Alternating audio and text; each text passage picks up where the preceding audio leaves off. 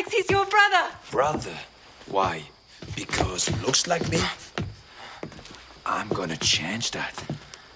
Because I'm gonna fuck up his face. Twins who were separated at birth join forces as adults to get revenge on the gangsters who killed their parents. This week, we chat about Bernie Madoff's charity work, Jean-Claude Van Damme's resume, and Lindsay Lohan's British accent. We also chat about an upcoming Super Mario 3D Greatest Hits collection before finding out if Double Impact stands the test of time.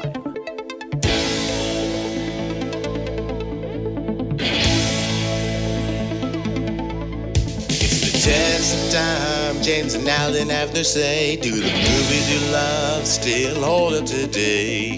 James says Gladiator with the glutton, Alan says as a father blah blah. It's the test of time, James and Alan have to say, do the movies you love still hold up today? Test of time, James and Alan have to say, do the movies you love still hold up today? Hello, everybody, and welcome to the Test of Time podcast. My name is Alan Noah. And I'm James Brief. Hey, Alan, you know what's better than one podcast about Van Damme? Two podcasts about Van Damme? No, one podcast about one movie with two Van Dammes. That's more Van Dammes for your mileage. I mean, podcasts don't really get mileage, do they? Yeah, but watching this film, Double Impact from 1991, you got two Van Dammes in one film. Well, you have one Van Damme in two roles in one film. Multiple dimensions to each character, though. So really, he was playing 7 or 8 characters. I mean, also, they're basically the same exact character. But we'll get into that in just a little bit. First off, let's geek out about some Nintendo news. Nintendo finally announced the thing that everyone knew they were going to announce. For Mario's 35th anniversary, there will be a Super Mario 3D All-Stars game for Switch with Super Mario 64, Super Mario Sunshine, and Super Mario Galaxy, all in one game, one cartridge if you buy it physically. We've talked before about rebuying games that you already own. For me, honestly, I already own all 3 of these games. I have the systems hooked up in my basement. I am not going to rebuy it. I think it's a good deal. I was talking with my friend's son the other day, and he was like, Uncle Al, should I get it? And I was like, well, you've never played those games before, right? He's like, no. I'm like, well then, yeah, you should get it. But for me, What do you think? Are you going to get it? Yeah, I think I will because there's one thing that's different about this game, and that's portable because it's the Nintendo Switch. And for another thing, I don't have an easy way to play Mario 64. I think I have it on Nintendo DS, but same. Right, but, it's not the same. You want it on the big screen, then you want it on the small screen. I've been using the Switch for exactly that purpose, and it really is fun to put something like Tetris 99 on the big screen or small screen, or I played through an older game, BioShock, and I was playing that kind of when I'd go outside, and I could play inside on the big screen. The Switch was very nice for pandemic, to make sure you got some sun if you were playing some video game in the middle of the day. I also have never played Super Mario Galaxy. What? I don't know what year it came out, but whatever year it came out was an incredibly difficult year for me in whatever medical part of education I was doing. This game, I guess, came out during the Wii, right? Yeah. Mario Galaxy came out on Wii. It's phenomenal. And also, by the way, Super Mario Galaxy 2, that game was also amazing. I'm surprised that you missed that. Super Mario Galaxy, I'm pretty sure, was the first 3D Mario game that I ever got all 120 stars on. I was that committed to getting 100% completion on that game, and I did it. Actually, it's a funny story. You know exactly when I got the game, right, Al? Oh, right. We got it at the midnight release. Yeah, you and I went there. I remember that. We actually went, Alan and I went to Nintendo World Store, and at midnight, there was this whole, like, countdown from 10. There was lines all around Rockefeller Center. There were these bouncing castles where you jump and you wear a Velcro suit, and, you jump onto another Velcro wall so you can stick to it. There was Mario walking around. There were these guys that were wearing, do you remember they were wearing, like, backpacks that had monitors over their head so that you could play Mario Galaxy? And then they had someone from Z100 that was tossing some T-shirts into the crowd. And we did get a couple T-shirts that night. Yes. I still have that Super Mario Galaxy t-shirt and the Super Mario Galaxy commemorative coin, actually. That's a really fun game. And yeah, if you haven't played any of those 3 games, I'd say it's worth it to pick it up. And the very underrated Super Mario Sunshine, which there are certain boards in the Sunshine game, the ones that are called the retro levels. Those are some of the funnest levels I've ever played in Mario games. You know the ones I'm talking about in Sunshine, right? Yeah. I know exactly what you mean when you don't have the water pack and you just have to run and bounce around. Yeah, it's fantastic. So, yeah, if you don't have it or if you want the portability, it's going to be a great buy. They're going to kind of do like a Disney Vault kind of thing. This thing is only going to be available maybe for like 6 months. Yeah, which is dumb, I think. Like, if they're selling the game and people like it, why put an end date to it? I don't really understand it. And there was a big Twitter backlash when they first announced it. It wouldn't shock me if they go back on that. No, I disagree. During the GameCube era, you remember there was this very limited Zelda Collectors series, and I think this is a Nintendo kind of thing. Remember, Nintendo's a different company. At some point they're going to sell a Nintendo 64 all-in-one system, just like they did for the NES and Super Nintendo, and that's going to be showcased by, Mario 64 and Ocarina of Time and the original Smash Brothers and Mario Kart 64. They're definitely going to want a little separation. Like, that's going to be the only way, really, that most people can buy Mario 64. It just seems like a silly thing to me, especially when you're releasing it digitally. It's not like it's a physical, limited collector's item. I don't know, Alan, because for years, our entire childhood, Disney could have let you buy Snow White and The Little Mermaid on VHS and DVD as long as you wanted to at any time, and they could have made all that money. But for some reason, for a limited time only, you could buy it now until it's back in the vault. It always enticed sales. They may be onto something, or maybe, Al, you should be the president of Nintendo. Maybe. Earlier you mentioned Tetris 99. Another thing that Nintendo announced was Super Mario 35, which is sort of like a Tetris 99-esque kind of Mad Cat Mario game. That looks like a lot of fun. Like, I'm really into that. Yeah, these battle royale things, that is the era of video games that we're in right now. It's the battle royale era. And everything from PUBG to Fortnite and Apex Legends and Tetris 99, which I finally beat. I actually won once. Whoa! Yeah, I couldn't believe it. And if anyone else wins, there's something that unlocks in the game. It's very fun. You took a picture of it, I assume. You got a screenshot, right? It's the first time I ever wanted to use that screenshot instead of accidentally hitting it instead of the home button. But it basically opens winners only Tetris 99. For only past winners, it's called Tetris 99 Invictus. Ooh. Yeah, so if anyone else does that, tweet us or send any message to Al. He loves messages. I do, but you'll never see it. And, speaking of being a champion of Tetris 99, you know who was a champion kickboxer back in the day? Jean-Claude Van Damme? That is correct. Yeah. So you wanted to watch this movie. This is a James pick, not surprisingly. Why did you pick this movie, James? I remember this film having somewhat regular rotation on HBO back in the day, and I wanted to see it again. I remember even back in the day thinking it was absolutely ridiculous. It was just something that was on because, in case people forget, in the 90s, there wasn't HBO 2, 3, 4, HBO Max, HBO Family. There was HBO. HBO, there was the movie that was playing. So that's how I saw a lot of these random films. Like I mentioned earlier, I had seen Caddyshack 2 many times, even though I had never seen Caddyshack 1 growing up. Yeah, by the way, my father was very upset to hear that. He called me and was like, tell James that he was wrong for only watching Caddyshack 2. I'm like, well, he knows that, but sure, I'll tell him.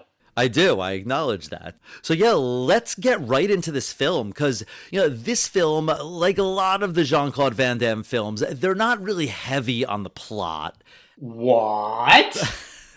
The gimmick is either like he's kickboxing in a kickboxing competition and the movie is called Kickboxer. Wait, I'm sorry, you lost me. Well, then when he's kickboxing and he's a time cop, it's Time Cop.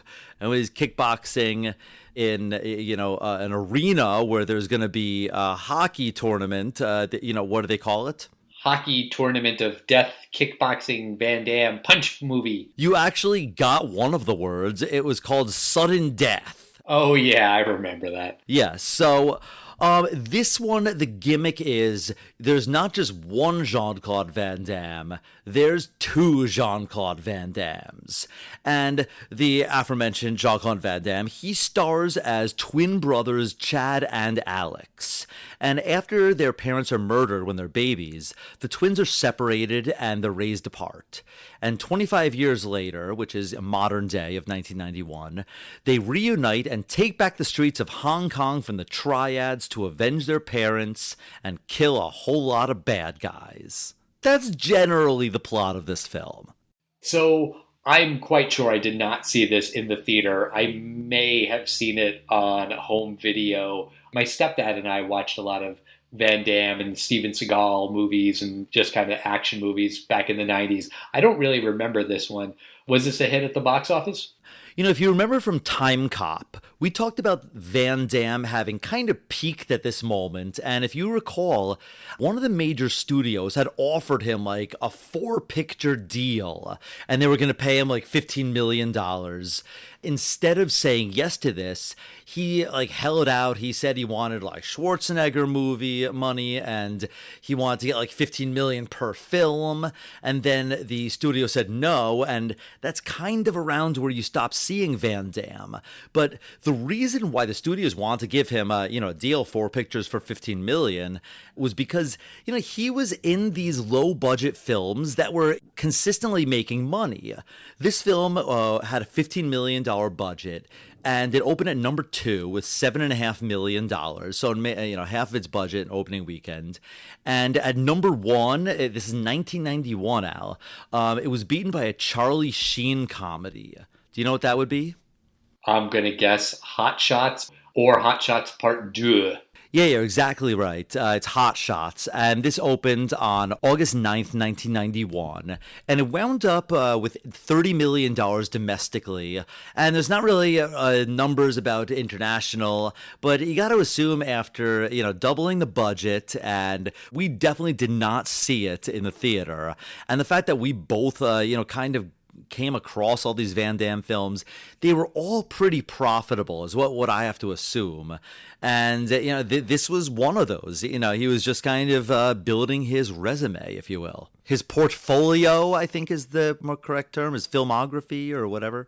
If he called it a CV, then it would be a JCVD CV. Oh, that's good. Good one, Al.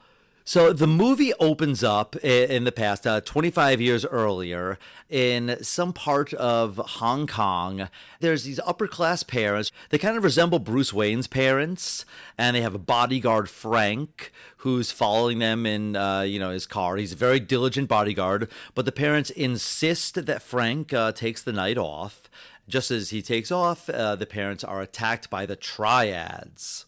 Right, because what the parents did before this attack is they opened up a tunnel that connects Hong Kong to mainland China. And there are several tunnels in real life that connect Hong Kong to mainland China. There's one that opened in 1972. So it's not like it's an original concept or an idea that this would exist. But apparently in this movie, it's a really, really big deal that now there is this tunnel, and they are going to somehow make a ton of money on this tunnel. They don't say how, through tolls or what, but somehow this is a profitable thing. And the rich parents had a business partner who is now trying to kill them. All of these goons show up at the house. They kill the father, they kill the mother. They're about to kill the babies when Frank is able to save them.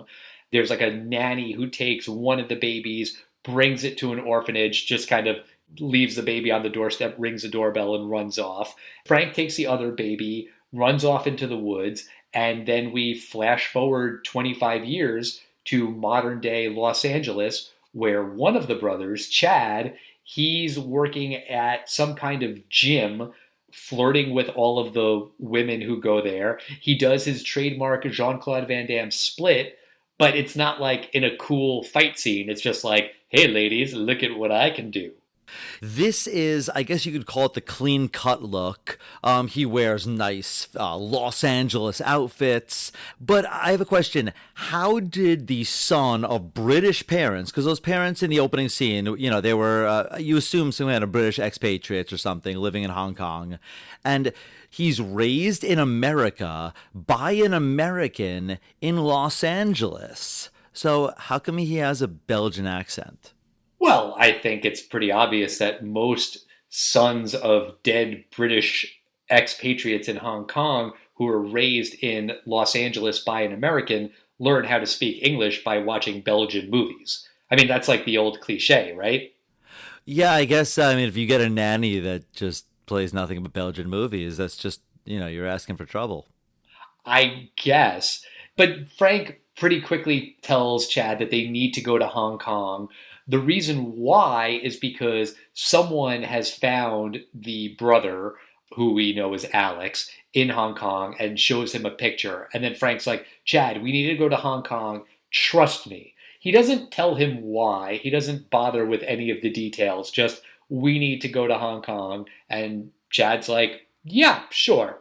So when they arrive in Hong Kong, they go to this really shady bar, and Chad goes in, and all these women are going up to him like, hey there, welcome back, here's a drink, and giving him money, and he's like, oh man, like Hong Kong's the greatest place ever.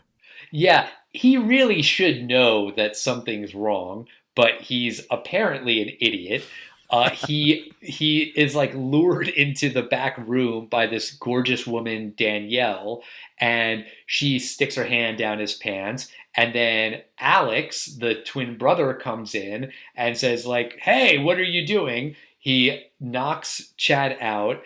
He refers to him as the F word because Chad is wearing black silk underwear, which to me just kind of sounds comfortable. But it's like what a Los Angeles person would wear, I guess. Oh, okay. And from there, Frank finally lets Chad in on the whole you have a long-lost twin brother thing, which I was a little confused about this because apparently Alex's real name was always Alex. So how did he keep that name when he was dropped off at an orphanage and just like left on the doorstep? Like, how did they know his name was Alex? That's an excellent point, Al. I have no idea. Right? But the only thing you could assume is that the note that was left with him said his name is Alex. But there was no note. Maybe it was like written on his pajamas or something. There's a totally innocuous line that made me gag where during this Frank explaining everything scene, he's asking about Griffiths, who is the rich business partner of their parents who turned on them. And he says something like, have you ever heard of Griffiths? And I forget if it's Alex or Chad, but one of them says, that's like asking a New Yorker if they've ever heard of Donald Trump, which just kind of made me barf in my mouth. Although, as you learn in this movie, Griffiths is a notorious scumbag and criminal, so I guess it was kind of appropriate. I think at the time they just meant it as a well-known rich guy. Yeah, that's an interesting pickup. I actually didn't even notice that line. Oh, okay. Maybe I just have highly attuned Donald Trump makes me gag radar. It's a distinct possibility. Or maybe it was I didn't understand Jean-Claude Van Damme at that moment. Donald Trump. That could definitely be. But Chad seems to be like on board with going after these guys and getting revenge for their parents. Alex is like, I kind of don't really care about that. He's also got like this side hustle, or maybe it's his main job, where he like smuggles Mercedes and cognac and cigarettes to people in Hong Kong. He brings Frank and Alex along for one of these jobs, and the Hong Kong police show up. So Alex has to beat up all of the guys that he's doing business with, makes them jump into the water, and then they're like in this really slow-mo boat chase away from the Hong Kong police that I couldn't help but feel like was really anticlimactic. Like, it's just not an exciting sequence. Oh, absolutely not. And it ends when Chad decides to release the stolen Mercedes into the ocean. And then Chad and Frank fire their machine guns at the gas tanks, I assume. They blow up, or they just kind of go on fire. And the boat, it seems to be stopped by this. I mean, there's an entire sea that they could drive around these boats. But for some reason, this fiery Mercedes, that's it. We can't stop it. We're Hong Kong Coast Guard or police or whatever. We can't stop this. We can't chase these fishermen. I mean, that's a good point. Like, the Hong Kong Coast Guard is very easily thwarted. I don't know why they couldn't just, turn left or right, or I guess it would be port or starboard, right, if it's on a boat?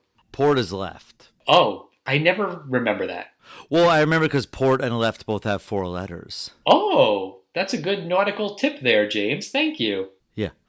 But shortly after this scene, for whatever reason, Chad is just like standing on the streets of Hong Kong, and conveniently Zhang, who's the head of the triads, he happens to drive by and kidnaps Chad, thinking that it's Alex, and basically is like, you work for me now. But Chad is like, no, I don't want to, because he's a nice guy, I guess. The head henchman, who is this guy named Moon, who we saw in the earlier scene that like Frank shot at him and didn't kill him, but he kind of messed up his eye and messed up his face. Moon like beats the crap out of Chad, very clearly is trying to knock him into this cargo container, which he does. And then for whatever reason, Zhang decides to allow Chad to live and like just dumps him into the street, which doesn't make any sense. Like, if he's a ruthless crime lord and Zhang said to him, hey, you better come work for me, and Chad says, no, fuck you, go fuck yourself, shouldn't he kill him? Like, isn't that like the rule? I think that he thinks that this is Alex. He does, but so what? Shouldn't he still kill him? Yeah, I mean, I guess he wants to recruit Alex because he knows Alex is kind of a scumbag. But once Alex says no, I don't know why they don't kill him. That's absolutely correct. Yeah, that's going to be a recurring theme throughout this movie, when people really should stop to kill the guy that they're enemies with, and they just kind of don't for no reason. Also, there's this random non sequitur where they announce that Danielle works for Griffiths, and she thinks that he's a very reputable, nice, great guy, but they're telling her that he's not, and Alex is like, just try to spy on him. And she's like, yeah, okay, sure. There's a scene where she's trying to like go through some files, and then there's a mysterious bodyguard that works for Griffiths, who is this beautiful woman named Kara, who threatens Danielle, but Danielle's like, I think I got away with it. Oh, and by the way, Griffiths and Zhang are going to be at this nightclub tonight. You should go. Which also, though, just by the way, if she knows that Griffiths is hanging out with the leader of the triads, shouldn't that be a red flag that he's not really a saint like she seems to think he is?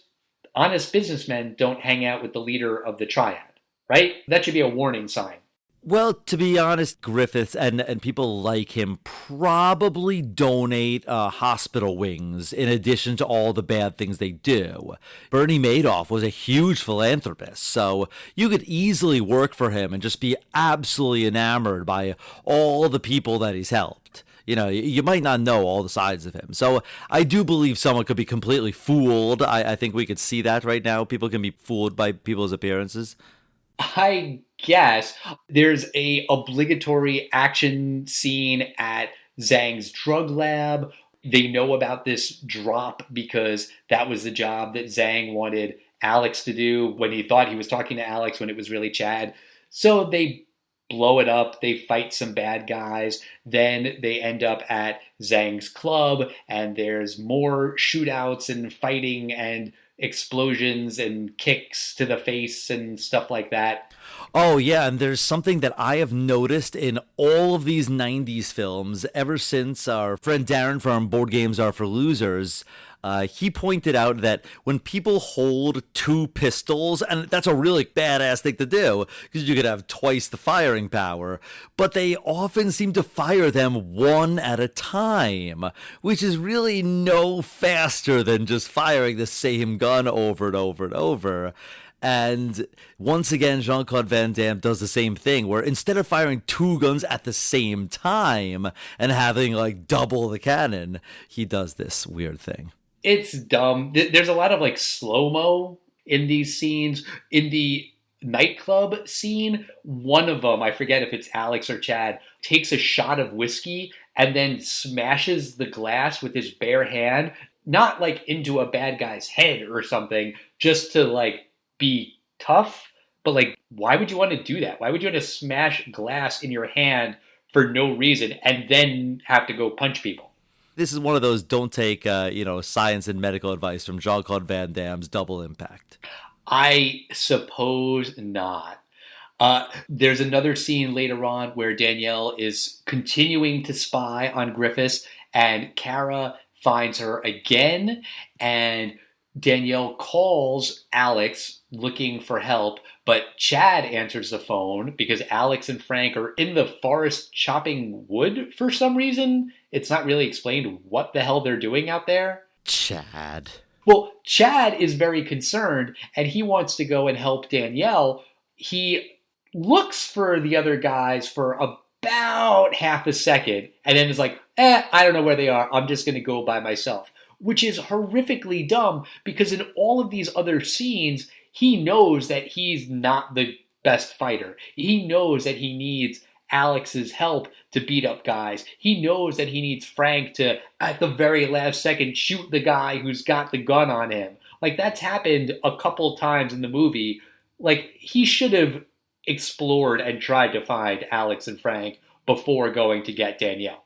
I would imagine that a place like this, where these guys are as prepared as they are, there'd be some air horn. You know, they don't have necessarily radios that could reach them, but an air horn or something that he could signal to them.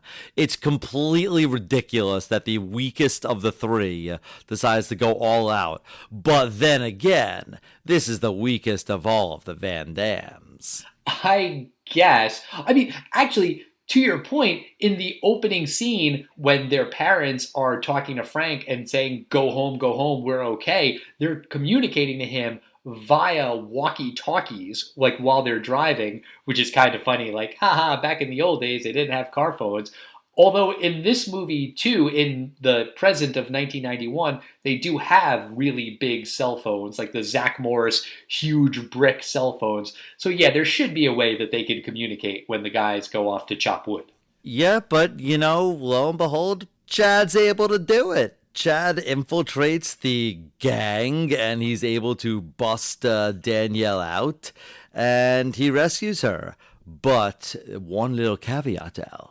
Kara, the mysterious bodyguard of Griffiths, she is following them in a helicopter, because once he escapes with Danielle, they go in a boat back to their, I don't know if it's an island or someplace off the coast of Hong Kong. I don't know where they are, but Kara has found them in a helicopter. For some reason, just, turns around. Well, that one I actually do get, because she wants to go and, get the whole Triad army. I can understand that. Earlier in the movie, when they see all of the guys at the nightclub and they kind of look at each other and the good guys are like, oh, there's the bad guys we want to kill. Better run away. Like, wait, what? And even the bad guys are like, oh, there's the good guys we want to kill. Better not do it yet because it's only an hour into the movie. Like, what? Like, this is a good opportunity for you to go after these guys and they just shrug their shoulders and don't. This time I can kind of see why Kara's like, we're going to come back with an army. Well said, Al. I now understand Kara's plan. It makes sense, kind of. It does. Meanwhile, Alex, still at the hut, he doesn't know where Chad is. He doesn't know where Danielle is. So he starts drinking. Now, this is it's such a ridiculous, gratuitous sex scene because it's an imagined gratuitous sex scene. Right. The characters themselves are not having sex. Chad is fantasizing about what it would be like to have sex with Danielle. Meanwhile, Alex is paranoid and thinking, oh my God, I bet Danielle is having sex with Chad. So they're both kind of having the same fantasy/vision thing, but it's not real. It's not happening. In actuality, Danielle is downstairs in the boat, like changing, while Chad is driving to the island and Alex is drinking himself silly. Wow, I'm so glad we actually get to delve deeper into this film because I interpreted this scene completely different, Al. Oh? Yeah, I think that Alex, he really wants Danielle. And I think that the entire sex scene is in his mind. He's getting drunk, and in his mind, Chad is fucking her, and he's so jealous. But they keep showing Chad is being nothing but a gentleman to her on the boat, and just bringing her home, and he rescued her. And I think the whole thing is just Alex's paranoid fantasies, and he's like, motherfucker! And he throws the glass bottle into the wall, it shatters, and when Chad brings Danielle home, oh boy, do he and Alex get into a tussle. Well, yeah, and that's sort of like the thing that you're waiting for is to see Jean-Claude Van Damme fight Jean-Claude Van Damme. Sort of like Superman 3 when Superman fought Clark Kent, right, Al? I guess. I mean, it's just a lot of like, watch me fight a body double who kind of looks like me. But before it's Van Damme versus Van Damme, Alex slaps Danielle across the face. Remember, she didn't do anything wrong. It's just that Alex is drunk. And remember, Alex is one of the heroes of this movie who hits his girlfriend because he's drunk and paranoid. Oh, absolutely. It's so odd that they would put this in the film and not, address it somehow, that he's an alcoholic and he apologizes and this is the worst thing, and that he later, takes a bullet for her to show, it's a kind of redemptive arc. No, it's just kind of like, Alex, you can't do that. And the boys like roll around and, do some kickboxing on each other before Frank breaks it up. That's it. It's never addressed again. And you're absolutely right. Both of these boys, except for that scene, are kind of both equally the heroes of this film. Right. I think you're supposed to like Chad a little bit more, but yeah, Alex is still one of the Van Dammes that you're rooting for. The idea of having one character play two roles, it's obviously intriguing, and I would have to imagine for an actor, the idea is pretty cool. I mean, yes, Chad is your good old boy. He's a nice boy from Los Angeles. He's the handsome one, well-dressed, and he does the martial arts, doesn't really use the guns as much. And then you have the brother Alex, and you could have had something deeper in a Van Damme film of maybe this guy's a scumbag, your twin. But no, it's just they both kill bad guys together. Yeah, it's not great. But after this big fight, Chad and Alex kind of storm off to opposite sides of the beach. They pass out, and then Kara brings the whole Triad army, which was her plan. They capture Frank and Danielle, don't kill them. They just want to hold them as hostages for some reason. Alex and Chad are able to get a few of the bad guys along the way, but most of the Triad guys leave after they kidnap Frank and Danielle. but Alex and Chad get one hostage. They say, oh, he's going to talk. He's going to tell us where they took them. We don't see the interrogation scene, but eventually Chad and Alex show up on Griffiths or Zhang's boat, which is where Frank and Danielle are being held, and they start beating up bad guys in the attempt to rescue their friends. Oh, yeah. I mean, this totally looks like one of those Sega Genesis Streets of Rage boards where they're on the boat and they're just kind of beating up bad guys. It's the formula of these films. Danielle and Frank, they are tied up and the bad guys are kind of taunting them over the PA system. They tell the boys that they're going to execute Frank if he doesn't talk. And Frank's like, don't listen to them. Don't listen to their tricks. And then, boom, there's a pistol fire. And, you assume Frank is dead. And the boys are, no! And for some reason, it was a fake execution of Frank. Is there any reason they kept Frank alive? No. There is not a single reason. Keeping him alive serves them no purpose. I could maybe see if they wanted to really bring them to where they were, which is what Griffiths seems to want. He's like, good, let them come to us. He could say, okay, I'm going to shoot him in the leg just to hear him scream more. That I could see if that's their end game. But to just pretend that they kill him but not kill him, there is no logical reason for that at all. No. And the boys are fighting deeper and deeper in the ship, and they split up. And now it's kind of time for the boss battles. Right. And so there is a rematch between Chad and Moon. And Moon is basically picking up all of these barrels and throwing them at Chad. And I could only think of Donkey Kong, just the way he's like picking up the barrels and throwing the barrels, and Chad is like kind of dodging the barrels. It just felt really, really Donkey Kong-esque to me. Oh, I mean, it just kind of looked like any of these ridiculous Double Dragon Streets of Rage kind of video games. But there's this weird trope in fighting films, like when you knock the bad guy completely on the ground, you kind of stand above him and you might say stuff like, why are you waiting there? Why aren't you beating him up while he's down on the ground and totally dazed? And the same way, he lifts up this incredibly heavy-looking barrel, but he does it like a deadlift. Like, it takes a good, 5 seconds while he's deadlifting this barrel. He's completely vulnerable, off balance. It's ridiculous. There's so many stupid things about this fight. It's not choreographed very well.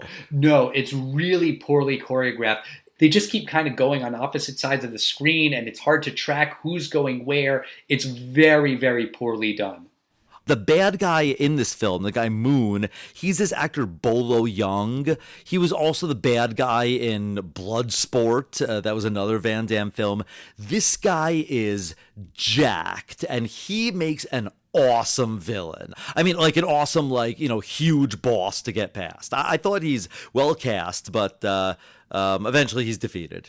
Well, he also dies in a very anticlimactic way because Chad, kind of accidentally knocks him into an open electric panel and he's electrocuted.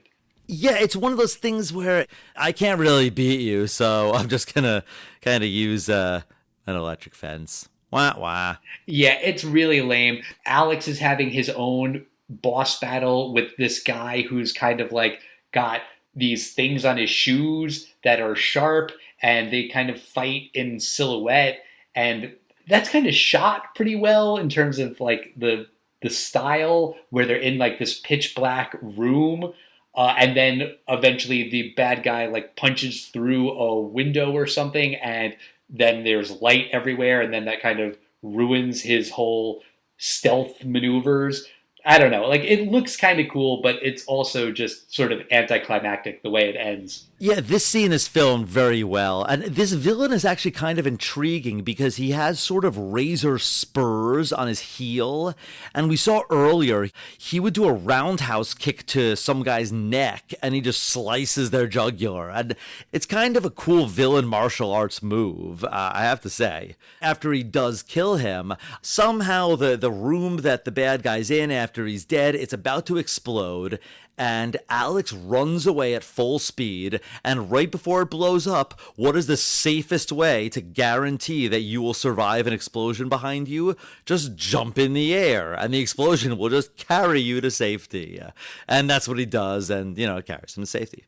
Right. After that explosion, Griffiths and Zhang are told that the boys are dead. Alex and Chad are dead in the explosion, so they just leave Frank and Danielle in the boiler room, tied up. Presumably, one of the henchmen is going to rape Danielle, but then Alex and Chad show up, and then Kara appears out of nowhere and starts fighting with Chad. And speaking of anticlimactic deaths, this is a really weird moment in the film because she is this really tough woman, and she's got these really powerful thighs. It kind of reminded me of Onatop in the Bond movie GoldenEye, where she uses her thighs to crush men to death. But the battle ends when Chad basically just grabs a knife and sticks it in her side and stabs her to death. And it's just really off-putting. You get it that she's a bad guy and she should die, but it seems like it should have been more of an accident, or she just kind of fell to her own death or something. But him stabbing her in the side, it's just oh, that's just uncomfortable. Or I thought this was a perfect opportunity for a really awesome martial arts showdown. Obviously she's going to lose, but kicking his ass in the beginning, that would be awesome. I mean, I think she was well cast. I kind of like this character. For what it's worth, I thought it would have been kind of fun for her to get a few kicks in and, kick his ass. And then, he wins in kind of a gimmicky way, maybe. But just stabbing her, was incredibly anticlimactic. You didn't have to see him, beating up a woman, but a knife, that character deserved better. Yes, absolutely. But then, speaking of more anticlimactic moments, Alex and Chad end up just chasing Zhang and Griffiths. And keep in mind, Zhang and Griffiths killed their parents 25 years ago. These are old dudes. And so it's just chasing these old guys around a dock somewhere. Zhang climbs up this crane and locks a door, and Alex has to kind of climb around it, which I guess is intense, kind of, but not really. He just beats up an old guy and then throws him off the crane. Well, not before the old guy is I'll give you everything. Wait, he doesn't say that. He actually says, wait, if you don't kill me, I'll give you half. Right. I mean, okay. Then there's Chad chasing down Griffiths. Griffith seems to get a forklift, and he's holding a cargo container, which he's threatening to drop on Chad. Chad is able to push Danielle against a different container where she won't get crushed somehow. We don't really see how, but then he jumps into the water. And then Griffiths is firing his gun into the water. Somehow, off screen, Chad gets out of the water, goes around to the forklift that was holding the container, takes control of it, and then he drops the cargo container on Griffiths, which is kind of cool. How did he escape? How did he manage to do that? I have no idea. It happens off screen. It's just a ridiculous, Deus Ex Machina. I mean, there's a twin. Why didn't you have the twin do it? I mean, it's the most obvious answer. It's so stupid. Yeah. But then Frank shows up and is hey, I'm not dead. Cool. And the movie ends with Chad giving the okay sign. It's a freeze frame. And then there's a machine gun sound effect. For no reason. And at first I was wait, is that another bad guy was lurking somewhere and he has a machine gun and it's not really over? No, it's over. It's just there for effect, I guess. I don't know. It was very, very weird. Then over the credits, there is a god-awful song. It's called Feel the Impact. It's by an artist named Jen, Gen, who I never heard of, but it's basically just feel the impact of my soul.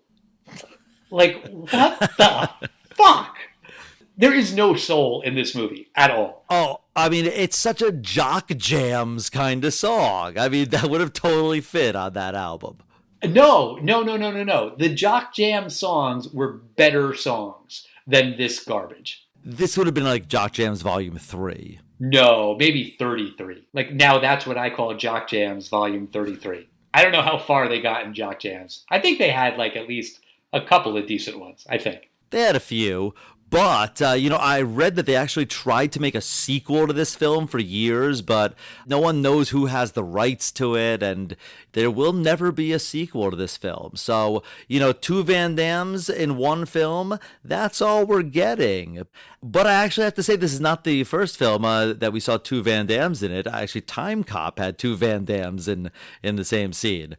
But this, I think, will be the final movie where there are two Jean-Claude Van Dammes in one scene. So, Alan, as the final, double Van Damme flick, does Double Impact stand the test of time? Well, I mean, let's talk about the things that don't stand the test of time first. They refer to Hong Kong as a colony early in the movie, which, of course, it was. Now there's a lot of political unrest in Hong Kong, and, China is foregoing the whole one country, two systems thing. They have taken Hong Kong's independence. There's just a lot of, political turmoil with Hong Kong right now. That doesn't stand the test of time. I guess, the really big, blocky cell phone, that's the only other thing that doesn't stand the test of time. When you think about it, this movie is really, really smart in a lot of ways. They have two characters played by Jean-Claude Van Damme. One of them has puffy hair, but the other one has slick back hair. So, I don't like to throw this word around lightly, but it's kind of genius. I don't know how they came up with that, but this is a real marvel of modern filmmaking. I'm not sure if you could tell, James, I'm being sarcastic. I thought you were being, I think the word is facetious. That's how you would pronounce it. It's facetious. Facetious. Uh-huh. Yeah, this movie is really, really terrible on every level. By the way, for a quote-unquote martial arts movie, there's a ton of guns, but nobody can shoot. It is comically bad how these bad guys are firing their guns at Chad and Alex from feet away. They are so, so very close, and they can't hit anyone at all, ever. Chad and Alex can shoot the bad guys, but after that first scene where they kill the parents, the bad guys are not able to hit anyone with any bullets at all throughout the rest of the movie. That's absolutely true. It's like a joke that the stormtroopers in Star Wars can't hit their targets. These guys make the stormtroopers look like expert marksmen. Also, just the whole plot thing about the tunnel, that this is Chad and Alex's birthright. It's never really addressed of are they going to get the rights to the tunnel? What do the rights to the tunnel mean? Are they going to be rich now? How does that work? Do they want that money? How do they get that money? You don't need a ton of exposition about paperwork at the tunnel licensing office or whatever, but something. There should be some kind of plan, or it should just be revenge, pure and simple. But they're kind of making it seem like it's both, and it just doesn't really make a ton of sense. The dialogue is awful. The gratuitous nudity is extra gratuitous because it takes place in a dream sequence. The fact that Alex hits his girlfriend and it's not addressed and they're happily ever after at the end, it's just terrible on multiple levels. It does not stand the test of time, not even a little bit, at least in my opinion. What do you think, James? Well, there's some good parts of the film. I think parts of it are very well shot. We talked about some of the silhouette fights. I think the few parts that are martial arts, I think are pretty good. I think it's well cast. I mean, this is prime Jean-Claude Van Damme.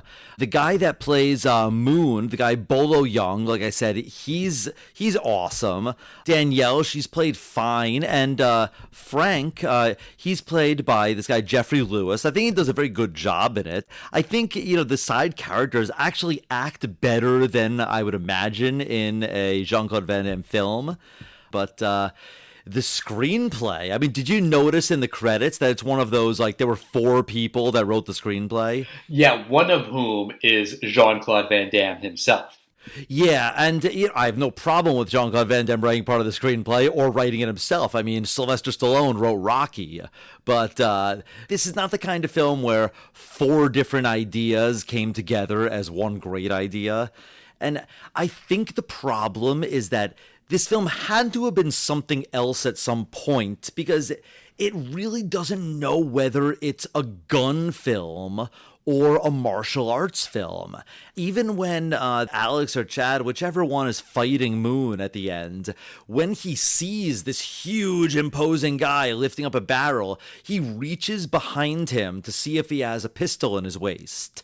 And, that was kind of funny with Indiana Jones when he did in Raiders of the Lost Ark, but I don't want to see him just, shoot the guy, but that's kind of what they do with a lot of these people. And, they do the 80s action film thing where anyone can snap anyone's neck and it's, they're dead.